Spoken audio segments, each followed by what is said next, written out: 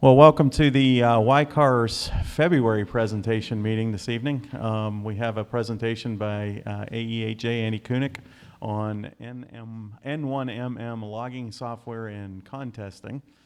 So we'll get to Andy here in just a few minutes. I see some unfamiliar faces in the crowd. We also have some guests from the Mecklenburg Amateur Radio Society here to talk about their Hamfest. They're also selling tickets.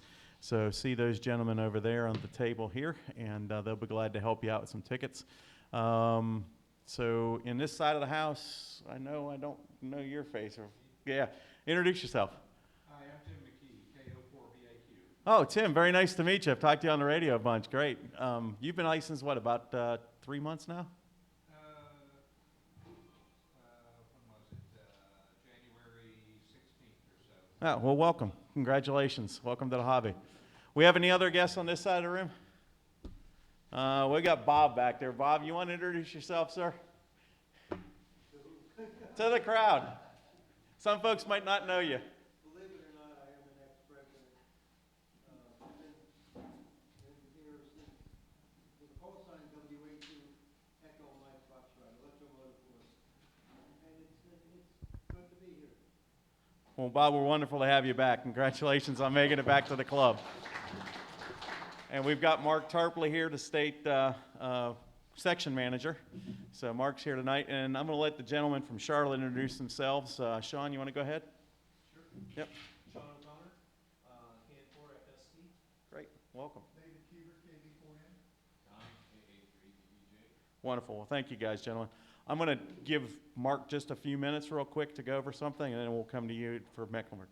Mark, you want to go over the South Carolina QSO party? Yes, thank you. Okay, great. Come on up here, Mark. That's why we get you on the... TV. Yeah, I'm going to get my 15 minutes of fame here. Yeah. And then somebody's going to go into the post office tomorrow, see my picture on the wall and say, oh, I saw that guy in video. I know where you can find him. Okay. I'll just take a minute of your time. I got a call from the Columbia Amateur Radio Club. They're one of the two sponsors of the South Carolina QSO party, which is going to take place this weekend from 10 in the morning until 9 in the evening. They were looking for folks who could put either Chester or Lancaster County on the air. South Carolina QSO party, the exchange, is a signal report and your county if you're in South Carolina. And if you think about it, there are, of course, our awards for work all counties in the U.S. A lot of people need South Carolina for worked all states. For a variety of reasons, people are looking for different counties. And believe it or not, Chester and Lancaster County are some of the less popular counties during the South Carolina QSO party. So the Columbia Club, one of the sponsors, the other being the Swamp Fox Contest Group, WW4SF, they wanted to find out if there was anybody in this club that A, might live in Lancaster or Chester County who wouldn't mind getting on the air and making some contacts, or if somebody wanted to operate mobile, but they're just looking to generate some activity in Chester and Lancaster County. And if any of you do get involved in the QSO party on Saturday, I'll also be out there. They tagged me with 4 counties: Barnwell, Hampton, Jasper, and Allendale, the 4 least populous counties in South Carolina. So we'll see how I do. But last year, those were the 4 counties that almost never appeared in a log, so somehow I got that duty. We'll see how that turns out. But Chester and Lancaster are also not that common, so they'd like to find somebody. Columbia Club reached out to me because they thought I might know somebody in the local club. So if you're interested, you don't need anything fancy to operate. Some of you operate POTA. Whatever setup you have that lets you run POTA would be absolutely perfect for the South Carolina QSO party. I'll tell you what, we won't even be worthy to be in your presence, oh great one. Yeah, they would love that. That would be super. Don't need to run a lot of power. This is not a high power contest. And I can guarantee you they will be thrilled to get somebody from Chester County. And if you're a person that's interested in POTA, it's kind of a twofer, because you're doing POTA and you're helping out with the South Carolina QSO party as well. And if you get a portable antenna and rig, just let me know. I'm happy to lend you equipment for the day. Oh, I have an antenna. Most of the activity will take place on 40 meters. That's a good band during the day for short skip. And I actually have a 40-meter dipole and a 25-foot push-up mast that in another life belonged to CBS Radio. And it was originally designed to be mounted on in a van, go up through the roof of the van. This one, I got a piece of pipe and a flat piece of metal, and I just drive my front wheel over the metal, holds the pipe there, and I just drop this mast in, and it's supposed to be real easy to push up, and either it's gotten sticky in the last 30 years or maybe I've gotten older. It's a little more work now, but it'll go up about 25 feet. I have a dipole, and that's probably all I'll need to get on 40 meters and make a few contacts. So if you have the opportunity, please do it. It sounds like somebody's already got it all figured out. That'll be a great thing, both for POTA and for South Carolina QSO Party. Any other questions? All right. In general, I am your connection to the ARRL, or maybe one of them. I handle the field organization in the section South Carolina, which is also the state of South Carolina. If there's anything you need from the league, if you ever have a problem with QST or an award or LOTW or any of a million other things that might go wrong, you can call me. Actually, the best way to get hold of me is email, n4ufp@arrl.org. And I'll try to answer it as quick as I can, find out what's going on. And I'm from New York and somewhat personality-free.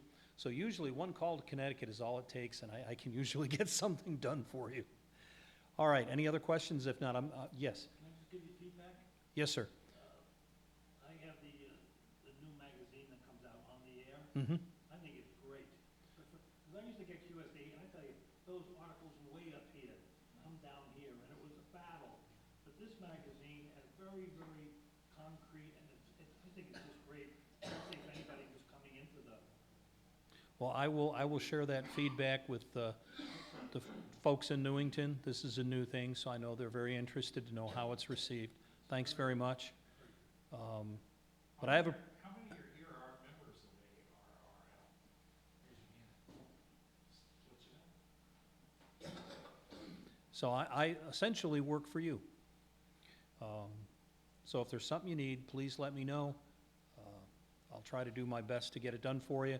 And one thing about the folks I work with at the league, if something absolutely cannot be done, they will usually tell me, and they'll tell me why. So if I can't help you, at least you'll know why I can't. I think it's always good when you can help people, but the next best thing is to be honest with them and say, I wish I could do this for you. Here's why I can't. This is what the problem is. All right, I'm going to get out of the way. You guys have what will probably be a pretty exciting presentation this evening. I've used N1MM, and if you get involved in contesting, it's a really useful piece of software. It'll do a lot of different things. All right, Andy, I guess it's yours. I'm out of here. Well, no, we got Sean here real quick. Thanks, Mark. Okay, I'm going to bring up Sean and KN4FST to talk about the Charlotte Hamfest real quick. Come on up, Sean.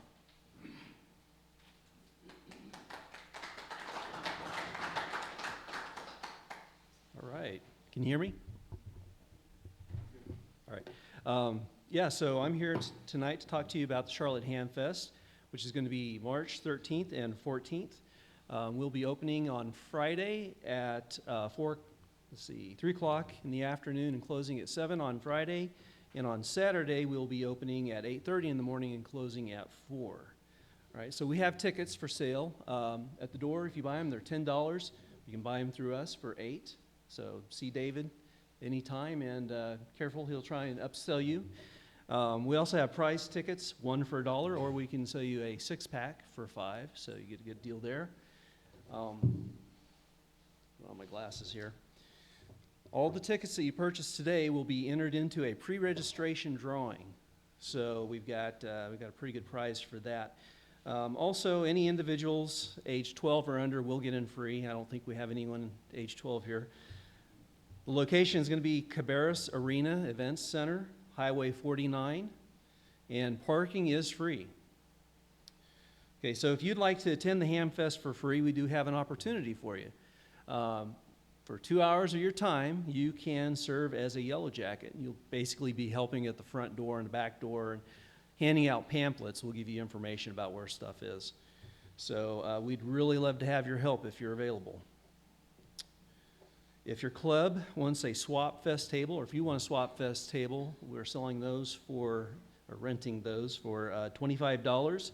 Chairs are $2, but you can bring your own if you like. And we can also get you an electrical drop, but that'll cost $45, and that's set by the arena. All right. All the details for this are on the charlottehamfest.org website, and you can rent those through that website. Talk frequencies will be on the YCARS Concord Club repeater, which is the 146.655, and that's no tone. And there will be hourly prizes on Friday and Saturday. You do have to be present for the hourly prizes. And those must be picked up by 2:30 p.m. on Saturday. Okay, so the pre-registration prize drawing is on Friday, and that will be for anybody that purchases like tonight or online. And the prize is going to be an Alinco portable dual-band DMR radio. Additionally, there is a main prize on Friday. It's going to be a Rig Expert HF antenna analyzer. And Saturday's main prize is an ICOM IC 7100 HF.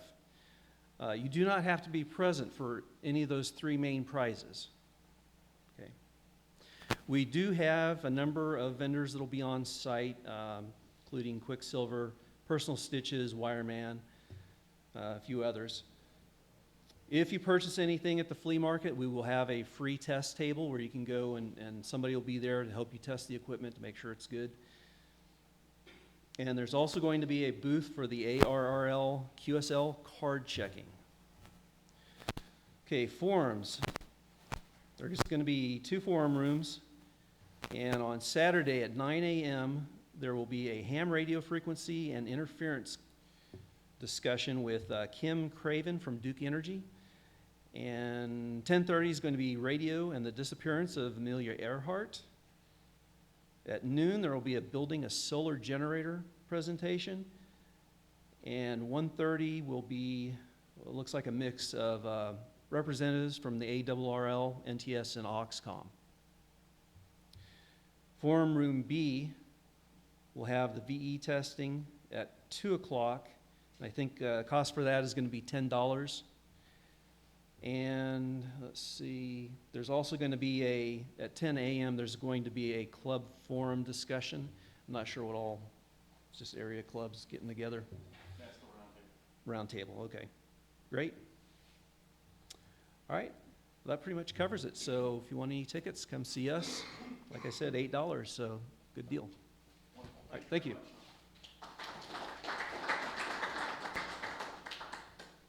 Okay, and we do have a club table at the Charlotte Hamfest. So if you're going to be there, we'll have some sign-up sheets before the meeting or for the meeting on Thursday for to take slots. If you're going to be there, please come relieve folks. I know Friday may be problematic for those who are working. So I think Steve and Philip and I don't know if Philip's going to be there and David are going to be there on Friday. I'm probably going to be there a bit on Friday as well, and I'll be there a good bit on Saturday. But we could use some relief and help in the booth. So, and it's a good way to meet people and just have a place to hang out too. So come on and help us with that. And we do have electricity here too, so because we're going to have a promo video running probably as well. I'm going to turn the presentation over to Andy, AE8J, who is the founder of MagnaKeer and also a avid contester and an avid DXer. I think he's well over 300 DX entities and really good operator. So let's have a hand for Andy. Also a past president here. Thanks, Andy. Yeah, absolutely. I guess it's working. Yep, you're good to go.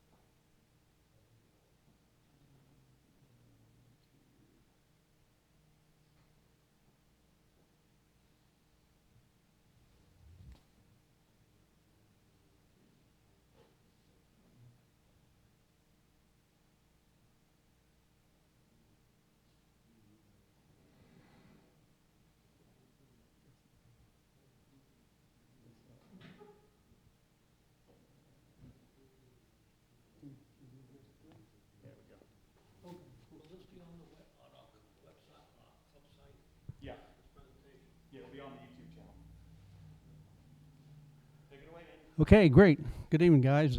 Great to see everybody come out tonight. Wow. It's on, Andy. That one's going to the recorder. I'll turn this up though. You're good. This one's the internal mic here. Oh, okay. Okay, you should be good. All right, thanks. Great to see everybody come out tonight. Great crowd. Ham radio is alive and well in York County, I'll tell you that. Super. Well, for those that don't know me, that's me there, Andy, AE8J, part-time presenter, part-time stand-up comedian.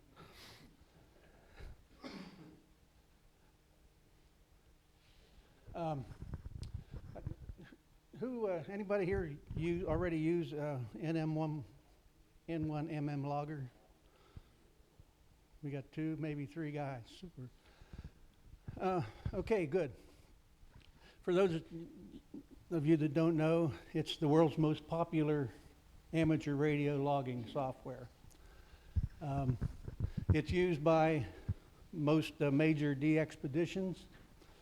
It's optimized for hundreds of contests, literally hundreds of contests. It has it's very feature-rich. It has many built-in contesting features. The manual's over 900 pages long, so that gives you an idea of what all it might do. And it'll handle CW, phone, and digital modes. It seems like it's updated every week. The developers of the software do a good job keeping it up to date. Every time you turn it on, it seems like a little window pops up, says new versions available. Do you want to load it? What it's not a general purpose logging software. So, for instance, it doesn't track awards, do award tracking. It doesn't do QSL label printing, things like that. It's mainly dedicated for contesting. But what I do is that when I run a contest, I'll download my log to an ADIF file and then load it up into my general purpose logging software. So you can do it that way. And then the best feature I like about it most of all is that it's free.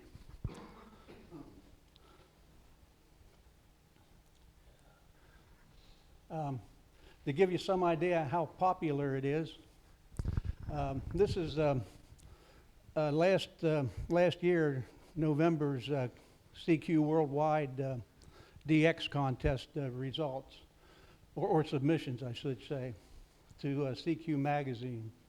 And CQ Magazine tracks what logging software is used for the submissions. And you can see N1MM logger wins out by almost 10 to 1 there. So that gives you an idea about how popular it is. And these are that's the 10 most popular. There's, of course, more, but many advanced features. It supports over 400 contests, and it covers every amateur frequency from DC to daylight. It has CAT control for every major brand radio, over 120 models. Of course, the CAT control gives you frequency, mode, and band changes, so you don't have to worry about logging on the wrong band and stuff like that. And it's very good at networking, so you can have multiple stations set up, and it handles the networking just fine.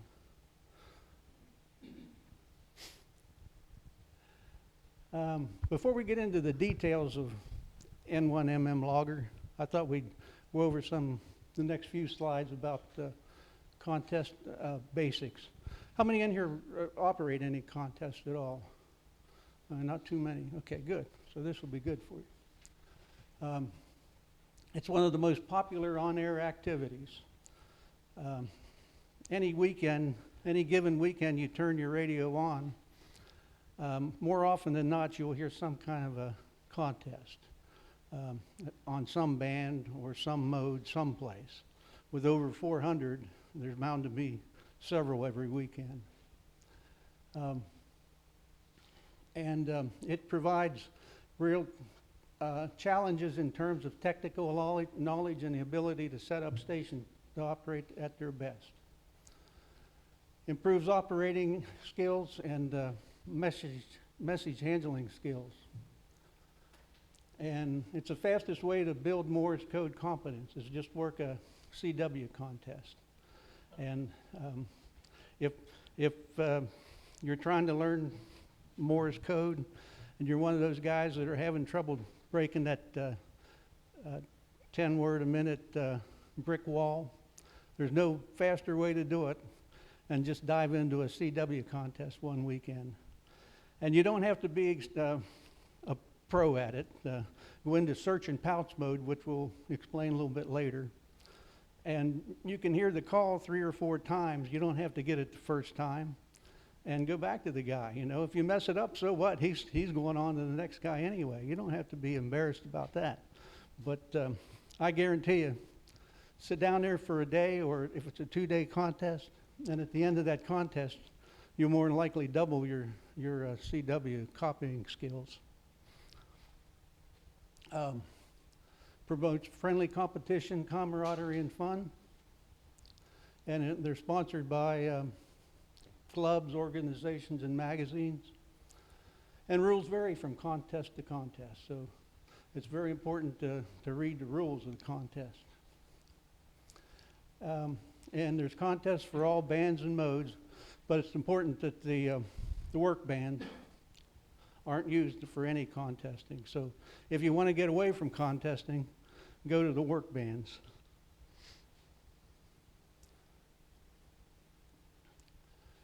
Here's some more. Promotes additional activity on the bands. It's amazing how an hour or two before a contest you'd be tuning around and you don't hear a thing on the bands, and you say, this contest is going to be lousy.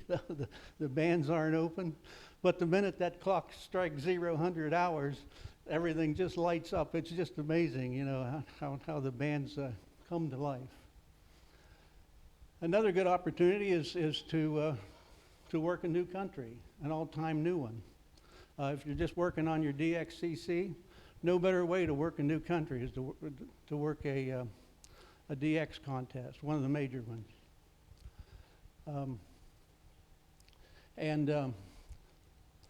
Contest participants are encouraged to upload their contest logs to a logbook of the world. I load mine up right after the contest. I'll load my contest, and it's amazing how many confirmations you get through Logbook of the World just by loading up your contest log. And if you're trying to, like I said, earn your DXCC or your Worked All States awards, no faster way to do it. Yeah. I've often told the story. I wasn't really, 2 years ago, the sunspot cycle was in a little better condition than it is right now. But one Saturday, I wasn't really serious about working a contest, but it was a CW contest. And I just wanted to see how many different countries I could work in about 3 hours on a Saturday afternoon.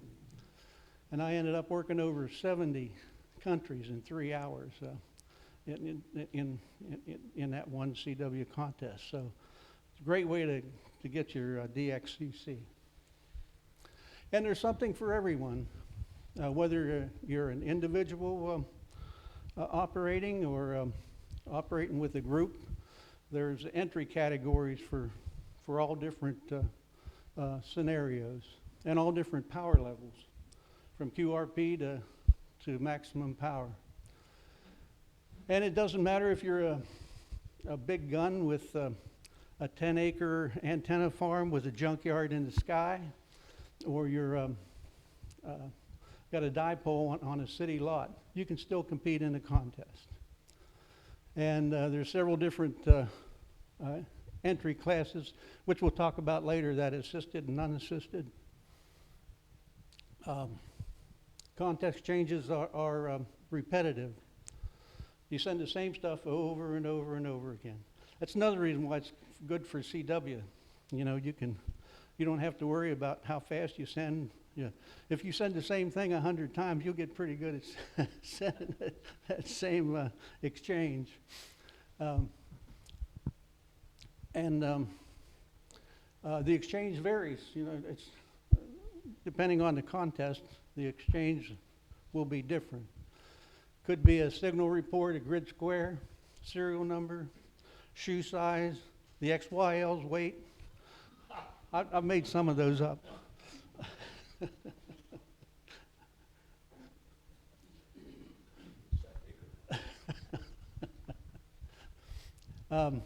Contest goals. The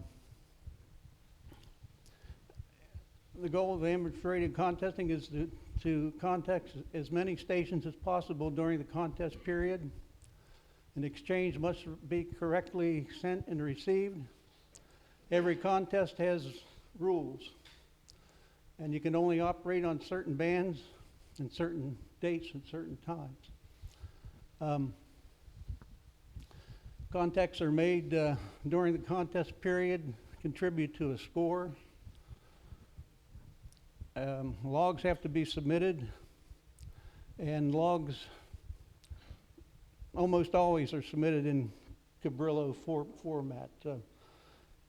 I think some contests still take paper logs, but not very many anymore, I don't think.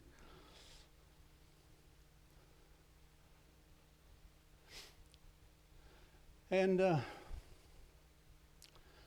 contest awards. There's no monetary reward for winning a contest. You know, the reasons why amateurs do it vary, but I think probably at the top of the list is personal satisfaction. And you gauge your station and your skills against the other members in the ham radio community and how well they're performing. And there's a certain amount of bragging rights that go along with performing well in a contest. And of course, if you're a wallpaper hunter, there's no better way to collect lots and lots of wallpaper. There's all kinds of, you imagine with 400 contests, there's all kinds of awards available that you can paper your whole shack with.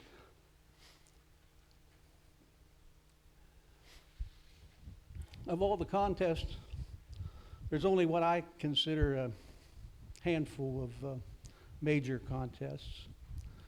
And these are the international or worldwide DX contests sponsored by the ARRL and CQ magazine. There may be a few more, but they're not, I don't consider them major. There's typically one weekend will be for CW, another weekend will be for phone, another for RIDI. Another thing that's coming up too is FT4 and FT8 contests now. I think this weekend is the FT4, there's an FT4 contest coming up. So, yeah, Bob? Just a thought to some of the folks who may be looking at contesting for the first time and perhaps be intimidated by it. But there are awards, usually it's in paper, that are by section. So you might just be competing with, not with 3,000 people, you might be competing with 30 people. Yeah, good point. Excellent. Andy? Yeah.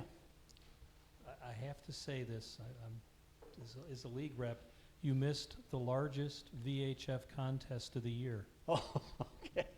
The ARRL June VHF QSO party typically has 4 to 5 times as many entrants as CQ Worldwide VHF. Okay. I don't know how you missed that. I'm a VHF guy, so. Okay. I would like to go back to an earlier slide. I'll just say something. You talked about goals. One of the most important things to do before you start a contest, set a personal goal. People assume that, if I get in a contest, I won't do much. There's these guys that own an island somewhere in the Caribbean. It's got a mountain in the middle. They got a 100-foot tower. I can't compete with them. That's true. But you can set a personal goal, and it may be working 50 countries. That's your goal in this particular contest. Or if it's a VHF contest, you may say, you know what? I want to work the 100 grid squares on 6 meters. I think the conditions are going to be Right. great. Or I really want to work a lot of some states on 160, whatever it is. Set a personal goal and then work toward it. You have the satisfaction of knowing that you've got something to shoot at, and if you hit the target, so much the better. And B, that's a great way, if you're somebody who's interested in awards, of getting contacts that you might need for a particular award. If you're working on DXCC and you've got 75 countries, you need 25 more.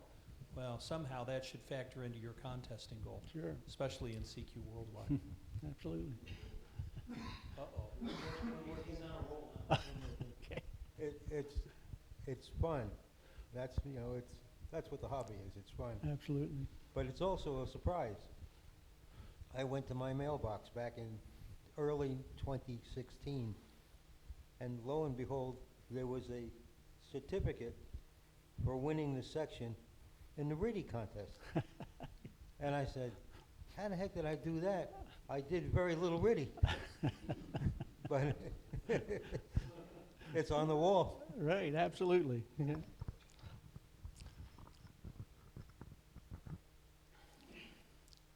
Okay, there's a variety of types of contests, and I just put them in 5 very broad buckets, I guess. We had talked about the major contests. They tend to be multi-band, which is 160 through 10 meters. And they're single mode, one weekend CW, next weekend phone, and so on. And normally they last 48 hours. They'll go from 100 hours Saturday, which is, depending on the time change, 7 or 8 o'clock Friday night, till 2,400 hours Sunday night. So, and the goal is to work as many countries as you can work in the major contests. The next one's, in fact, Mark can probably expound on this a little bit too, because I've never worked one, but it's the sweepstakes contest. It's sponsored by the ARRL. And it's multi-band also, single mode, and it's only US and Canadian stations participating.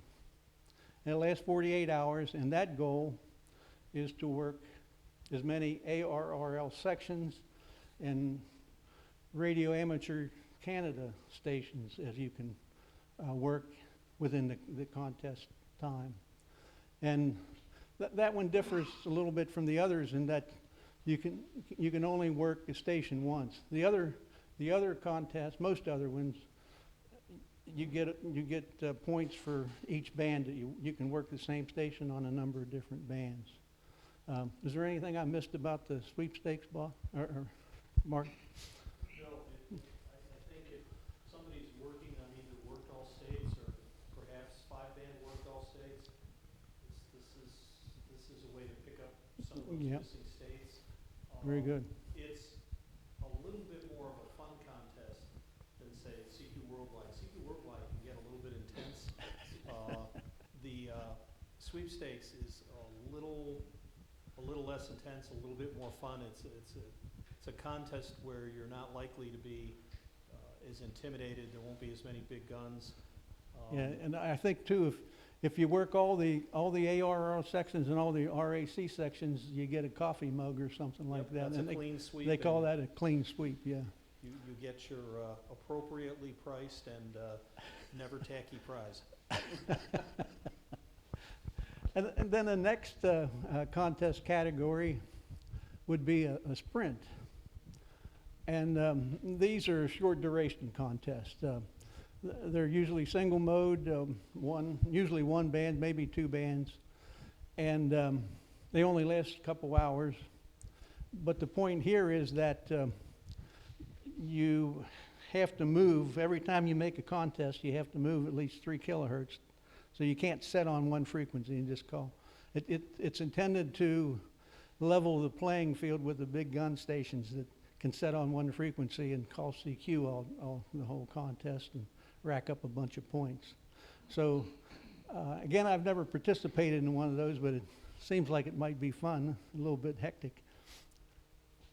And the one coming up this weekend is the state QSO party that Mark talked about. And they're multi-band, multi-mode. They last, about a day. And the goal there is to work counties within the state, as many counties as you can.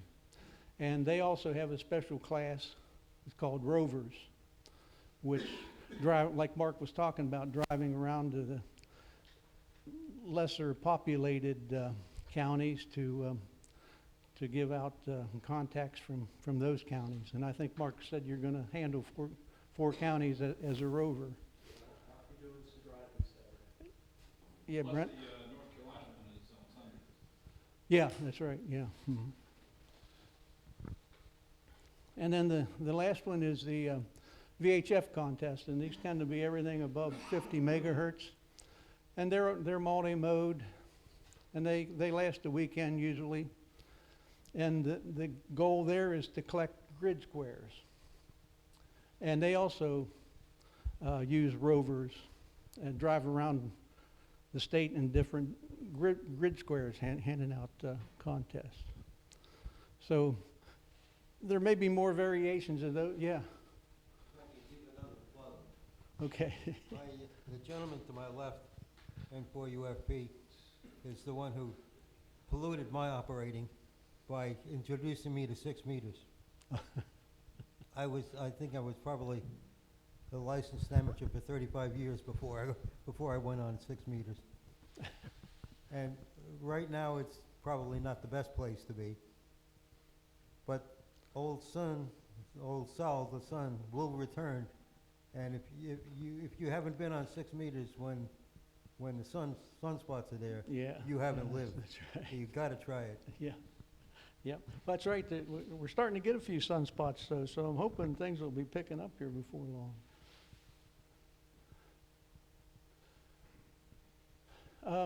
If you're looking for, of course, you got to know when the contests are and what the rules are and what the exchanges are, and a good place to get that information. Well, there's several good places. QST Magazine has a section every month that lists all the upcoming contests for the next month, and there's usually 30 to 40 there listed every month. If you're an ARRL member, another good place is the WA7BNM website, and he's got pages and pages of contesting information on his website too. Another good source is CQ Magazine. They also have a page where they list all the upcoming contests.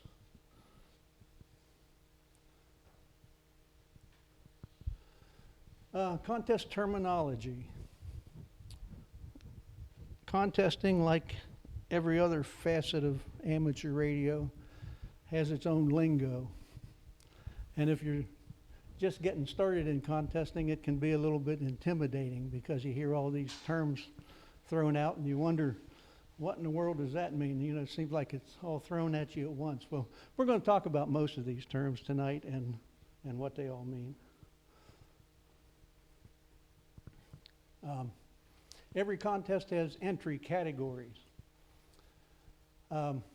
There's categories for all power levels, skill levels, and technology levels. And you'll see abbreviations like SOLP, which is a single op low power, high power, assisted, multi-single, multi-two, and multi-multi. So that's what all those mean. They're entry categories. Contest strategies. In addition to planning for a contest, which you always have to plan if you want to be successful for anything. You have to take into account the time of year, the sunspot cycles, and all that. But in addition to that, there's several strategies that can be used during a contest. And the most efficient one is called run mode. And that's where you just set on one frequency, call CQ, and that's the fastest way probably of racking up QSOs. But you got to be on your game pretty much to do that. And there's times when you call CQ, and no one answers. So you can't, everybody can't just be on run mode. If everybody was on run mode, nobody would talk to anybody else. So, the other mode is called search and pounce mode. And that's where you move around the band answering stations that call CQ. And the real strategy comes in is when do you switch from one mode to the other mode to be most efficient. And then what you can do is act like a big gun. You don't have to be a big gun to act like a big gun. If you work a few contests, you'll hear the big gun stations, and they got the professional guys operating. I mean, they're running off QSOs at a tempo, one right after the other. They're not asking for fills. There's no extraneous conversation going on. You just know it when you run across those stations. They handle themselves professionally, and you can do the same thing. You don't have to be a big station to operate that way. And then we got these aren't really entry categories, but they're categories in N1MM logger that how you can set up your radio to operate. SO1V is single op 1 VFO. That's where most people would, if you're operating your station at home, that's how you would set up the software to run N1MM logger. There is some advantage to single op 2 VFOs. I'm not sure what that is. I guess some guys do that. But then the third one is single op 2 radios. And this is the most efficient way to run, but it takes a lot of skill to do it as well. That kind of solves the conundrum of when do you want to be on run mode and when you want to go to search and pounce mode.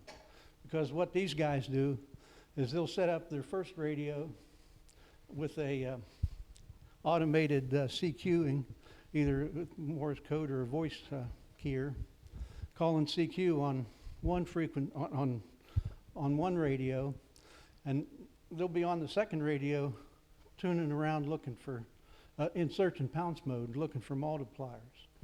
And so they're really you can only transmit on one frequency at a time. You can't, you're not allowed to transmit on two frequencies, but they're not transmitting on two frequencies. They've got one radio on one band and another radio on the other band, switching back and forth. Another thing I should point out, you got to be a pretty good operator to operate run mode too, because there's a certain skill involved in handling a PAL-up. And that's another thing the big pros do a good job at. They know how to handle PAL-ups. And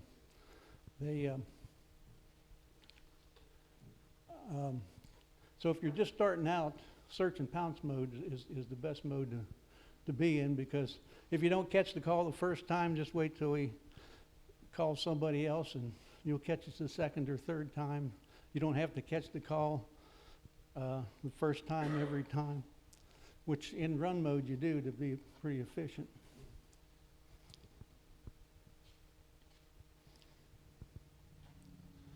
And the number one rule for contesting, if you're not transmitting, you're not making QSO, so keep that transmitter going.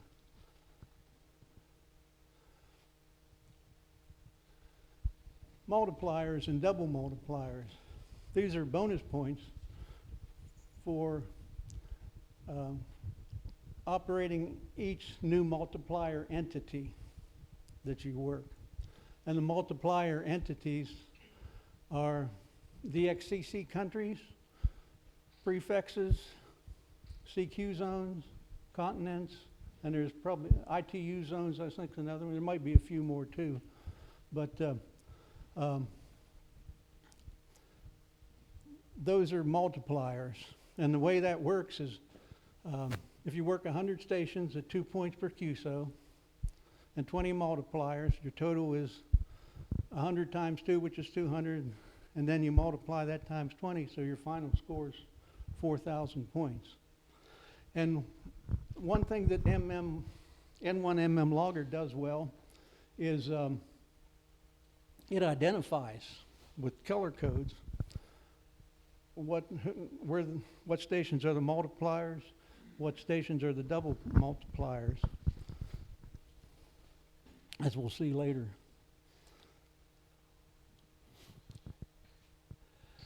Assisted operation. Assisted class was created to separate operators that use spotting tools from traditional single operator entrance.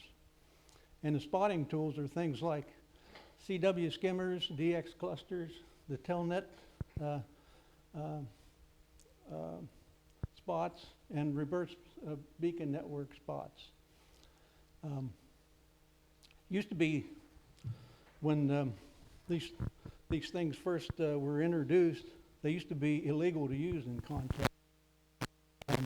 But now I think most contests have a separate class, and it's called assisted class. So if you're using any kind of spotting tools when you fill out the form for your entry category, you tell it that you're using spotting tools, so you're assisted or you're unassisted. And I think the is it the ARRL? They're called unlimited. Is that contest? I think you might be right. Yeah, I think it, but it means the same thing. I think it's the ARRL, they generally call it unlimited, and I think CQ likes assisted. Right. So the DX clusters, is that a software program? Yeah. Mm-hmm. Okay. That's- It's things like DXE, DX Summit, Spider. DX Watch. Yeah. It's all the spotting software. There's a ton of them out there.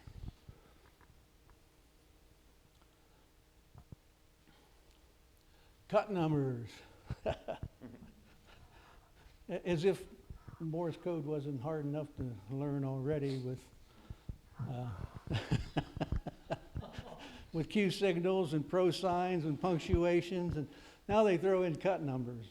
And what cut numbers are is shorthand Morse code numbers.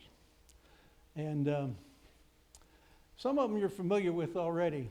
You'll see the 9 is an N. For a long time I thought the N just meant it was the first letter of 9, but it's really not.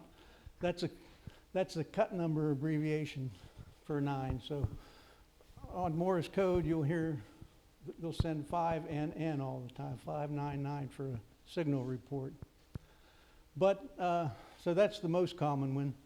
Another common one you hear a lot in contest things is the 0. They'll send a dash. Back in the old days, when they had manual keys and bugs, it's a extended, it's extra long dash. It would be da da, and then da da da da for a 1. But with that, now with electronic keys, they just send a T. So for 001, you would send da da da da da da da for 001. But you do hear other ones. I was working one of the CQ contests a while back, and where you sent your CQ zones, and CQ zones are from 1 to 40, I think. And I heard a guy send an A4 for a 14, or for a 14. And another one, once in a while, I heard one guy send an ENN for 59, which you don't hear that often. But so it's just good to be aware of it at your first time operating a CW contest.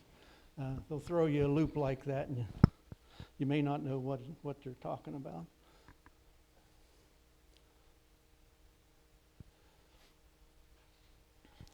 Okay, now we're going to get into some of the features of N1MM. And you may want to know why even use logging software. Well, it does a lot of things for you. It keeps a running score based on the formula of the contest. Tracks multipliers, like we've already talked about a little bit, which multipliers you worked and which you haven't worked.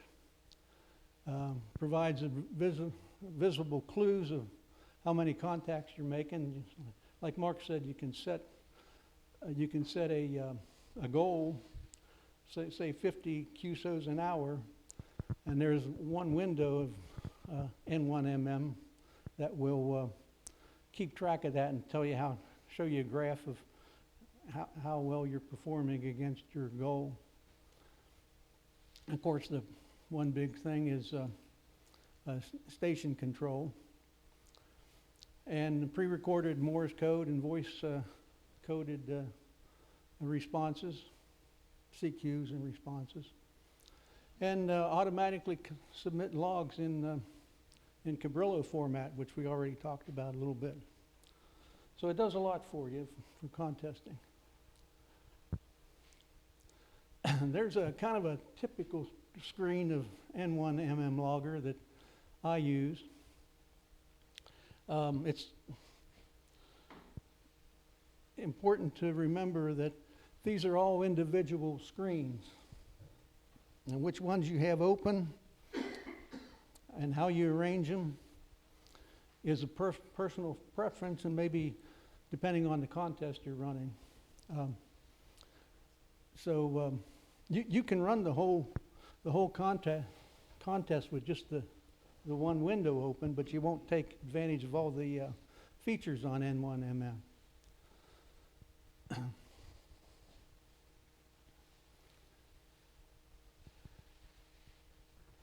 like we said, here's some of the windows.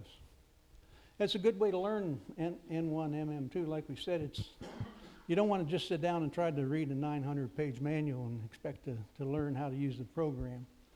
So it's the way I try to teach it to myself was to break it down by window. And a lot of these windows you may never need, like the antenna rotor and the network, maybe the CW reader if you're not a CW guy. So you can just learn the windows a little bit at a time, and eventually, you'll be pretty efficient. CW reader will turn the Morse code into Yeah. written screen? Yep. Yep.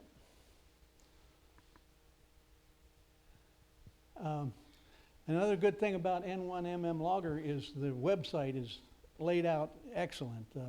Makes it very easy to find the information you're looking for. And you'll see here where it says Windows, that's exactly what I was talking about. It has the documentation laid out per window. So if you want to learn about just one particular window, you just go to that section, the online manual here, the documentation, and makes it real easy to find whatever you're looking for that way.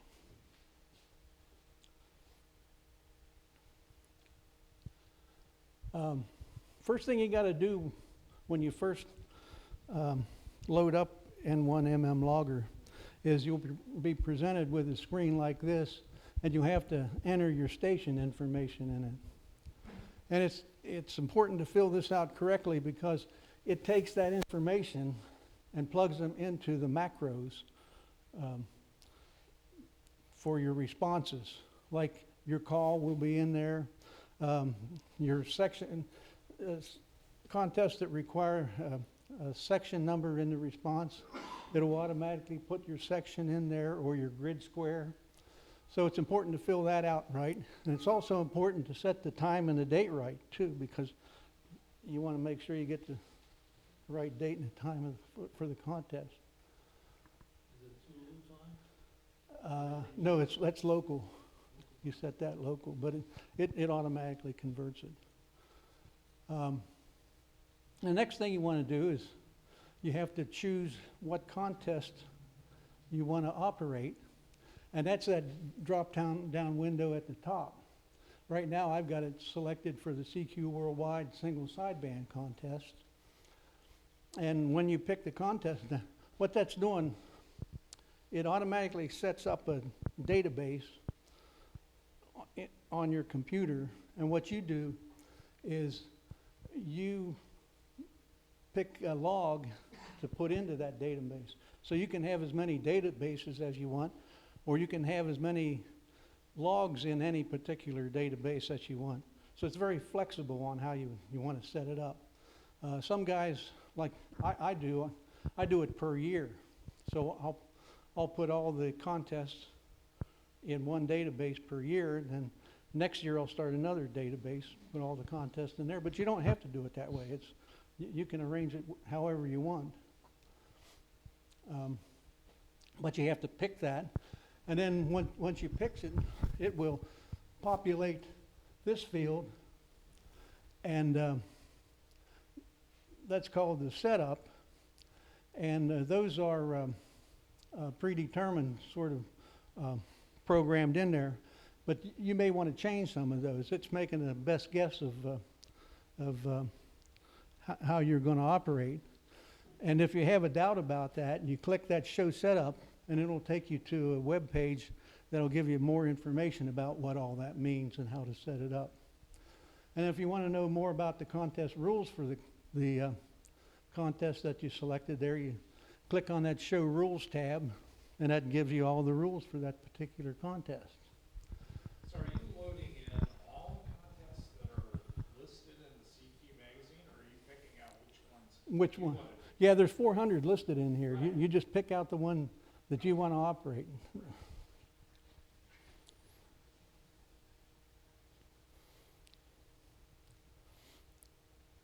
And here's we call this the QSO entry window, and it's the main program window. It's called the central control panel for the program. You can literally operate the whole program with just this one window open. And we'll go over some of this stuff that'll explain up above there.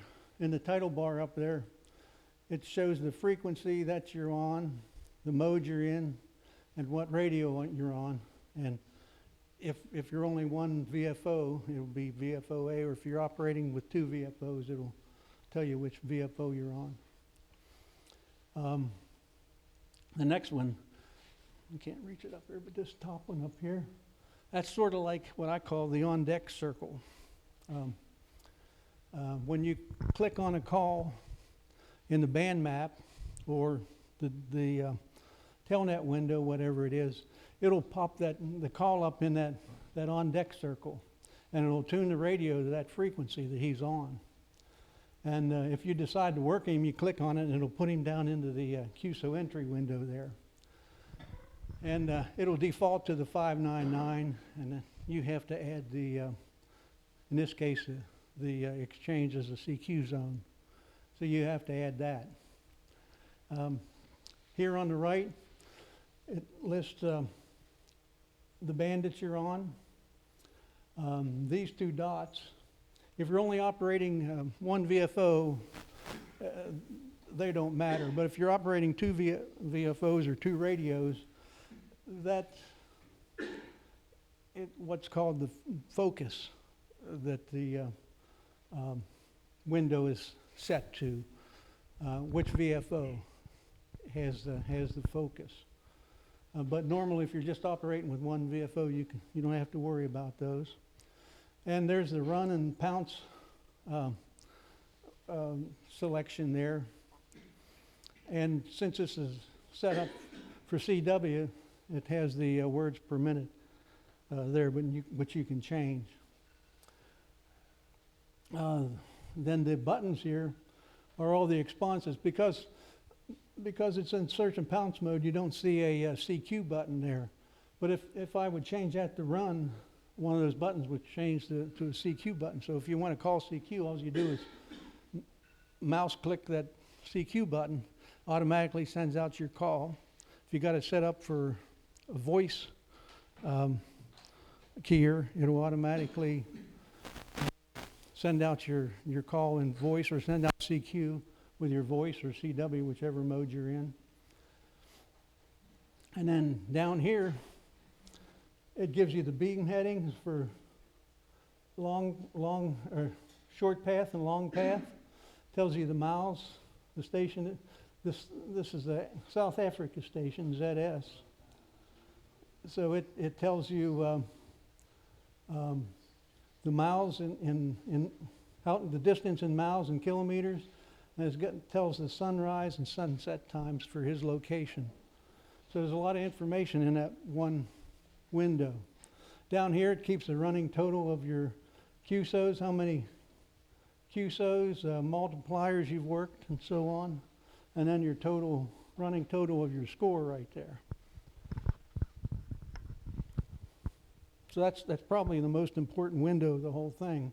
If you just learn that window, you can operate N1MM logger.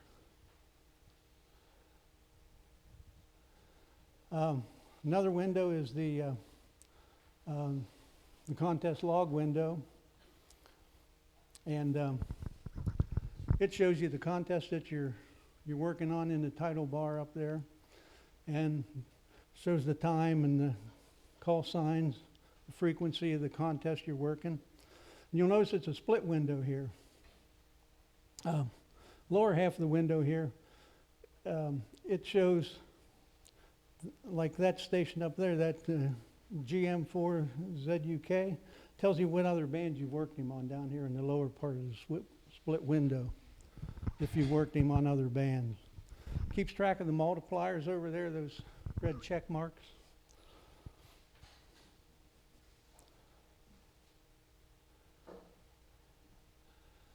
Here's the Telnet window here. Telnet is short for teletype network. So it's a now outdated communications protocol. And it's a text-only protocol. And there's a Telnet server located somewhere, I suppose, anymore. Everything's up in the cloud. I don't know where it's at, but probably a cloud someplace.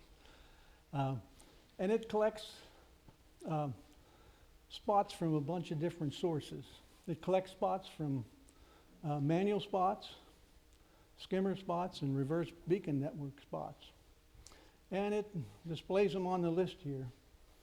And you have to really filter these, because if you don't apply some filters, those things are flipping by so fast that you can't read them in the contest. There's just so many spots coming in. But that tells you, what the spots tells you is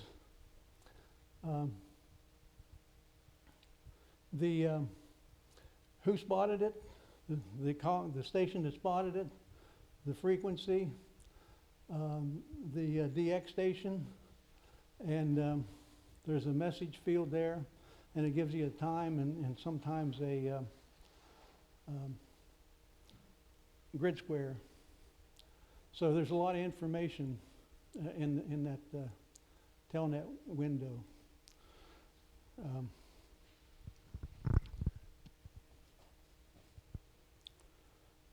And you can, within N1MM logger as well. I showed you the layout that I use, but I have two screens. So I'll have this Telnet window on a separate screen. But you can click right on the call here in the Telnet window, and it'll put that call in the N1MM logger. So you don't even have to know how to copy Morse code to work a Morse code contest. You can click on the call here, it puts it in the window, you hit the mouse button to send the exchange, and you work the guy without even knowing Morse code. I mean, it helps if you know, but technically you don't have to know.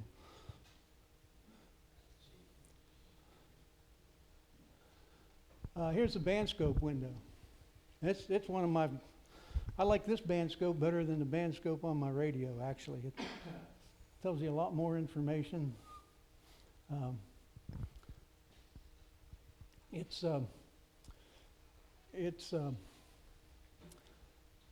window that takes advantage of cat spectrum output from certain radios. And I don't know what radios, I mean, it does it on all my radios. I use it on my Yeah, 9700 and The ICOM radios primarily. I don't know how many it works on the Yaesus, but Kenwood and ICOM for sure. yeah, okay. But what it does is, what I've got here is, it's, right now it's set to look at the whole 20-meter band. Of course, you see all the signals on the band. And the neat thing about it is, see this dotted line? You control that with your mouse wheel. You move it up and down. Right now, I've got it set to only show signals that are greater than 12 dB above the noise level. And so that's only showing the peaks of those signals. And what you can do, you can either click on the call up there and it'll put it into N1MM logger automatically so you can work the guy. Or you can click on these little red dots at the bottom here, and it'll do the same thing.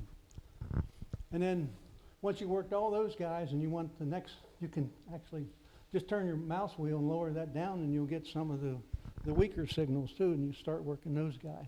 Another thing that it does too, you'll see that, well, right now most of those calls are in red, but it also designates which ones are the multipliers and double multipliers.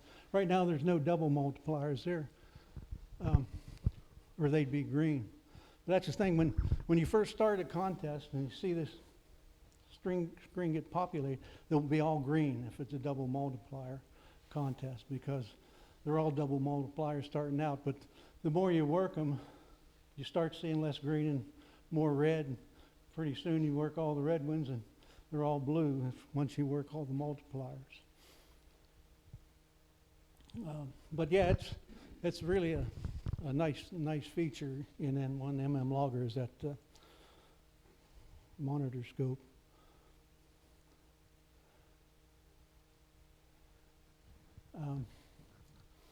Another window is the band map over there on the side.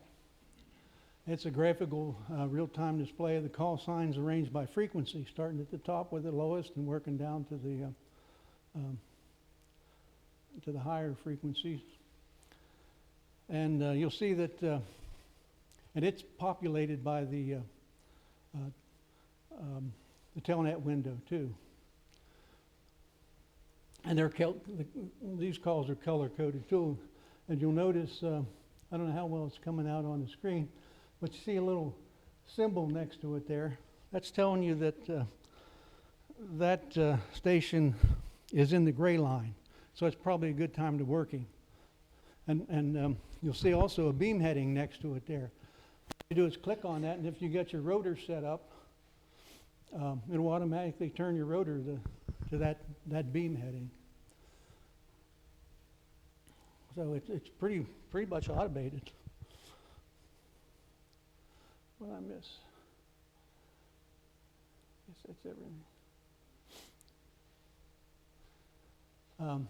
Yeah, and like I said, this is, I have my rotor set up for automatic rotor, and that's the interface I use. It's a little kit that you build. I think it's like $90, and it'll interface with any antenna rotator control in the world, I think, pretty much. And it's pretty simple. I think there's 6 wires to tie into your rotor, and it gives you computer control of any rotor that you want to use.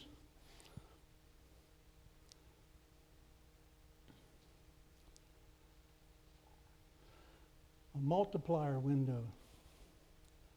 This window shows you where the multipliers are on every frequency and band that the contest covers. And again, the red ones will be the single multipliers, green ones are the double multipliers, and the blue ones are the stations you've already worked. So one of the key points is going back to that run mode or search and pounce mode. What I like to do when a contest first starts, I like to go in search and pounce mode and go picking off all the multipliers, because you got to be in search and pounce mode to do that. And once you get all the multipliers on a particular band, then I might go into run mode and start calling CQ. But the multipliers are the places where you really rack up the score.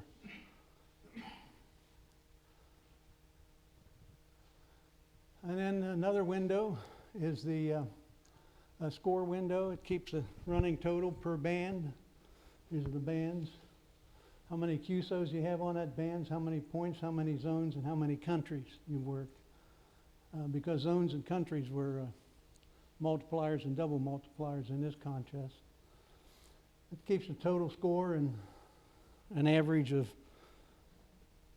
points per score.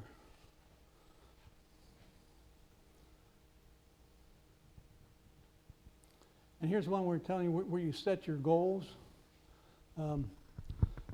You can set this bar to how many QSOs per hour you want. Right now it's around, I don't know, 50 or so.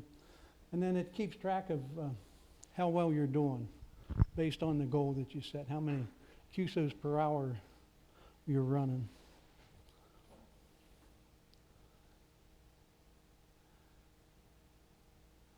And then this in here is for more, after the contest is over, for historical data, you might pull this up and see how well you did for the whole 24 hours of the contest. And again, it's designated by band and the number of QSOs. So you can look back and see exactly where you did well and where you might need to improve the next time in the contest. The areas where you need, bands where you could have done better on.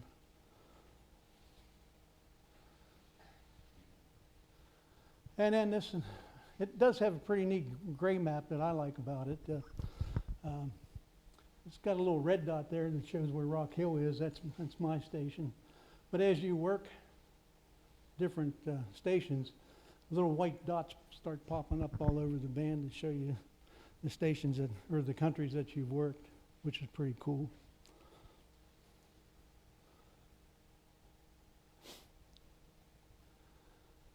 And then digital modes. N1MM logger doesn't do digital modes directly, but it does have MMTTY, which is a RIDI program built in, but it will interface well with other popular digital modes, like FL Digi is a popular one, WSJTX is another one.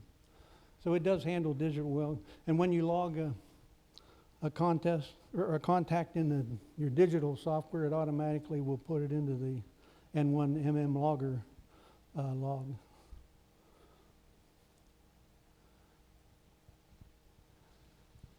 And here's a live shot of when I was in the heat of the contest. I wasn't very far in because I see a lot of red and green up there.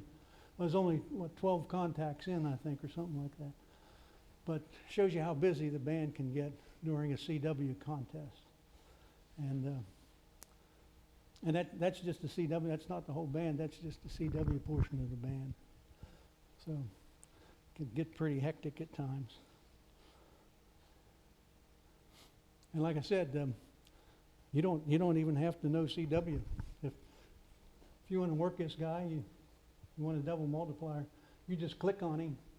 It pops his call up in that window, and you hit your call, and he comes back to you with his exchange, and you just hit your exchange, and you hit enter or hit the log it mouse button there, and you work the guy. I mean, you work the whole contest with nothing but mouse clicks.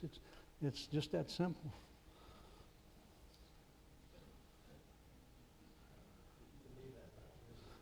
You don't even need a key.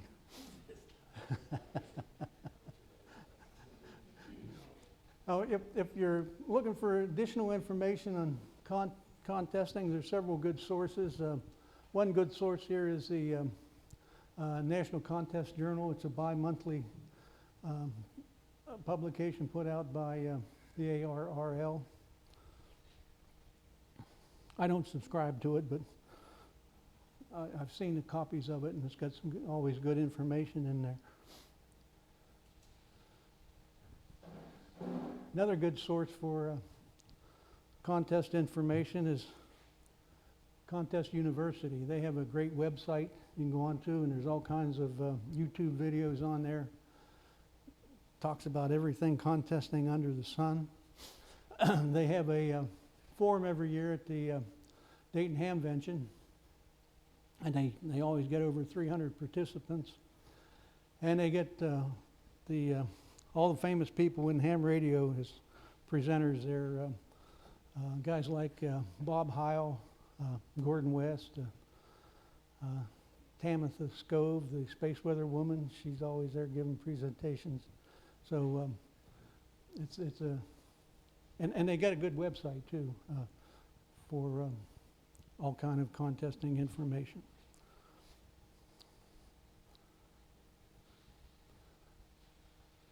And there's some references for the, I think maybe you guys are going to put this online maybe, so you can. Yeah, we'll have it uploaded to YouTube very So shortly. you can get that information online if you want some of these websites. And that's it. So thank you very much for your attention.